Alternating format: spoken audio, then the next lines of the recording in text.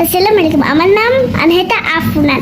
আজকে আমি একটা রেসিপি করব, ওইটার নাম বিরিয়ানি।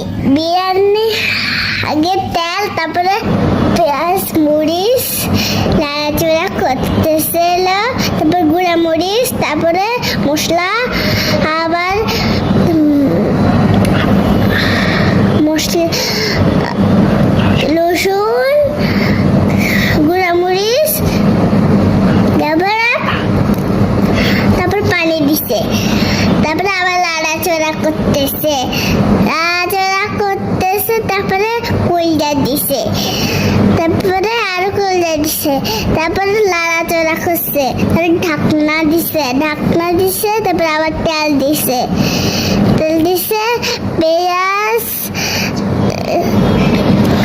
গাজর দিছে, তারপরে চাল দিছে, চাল দেওয়ার পরে লাড়াচড়া করতেছে, লাড়াচড়া করার পরে আবার পোলাও হয়ে যায়, তারপরে কলজাগুলো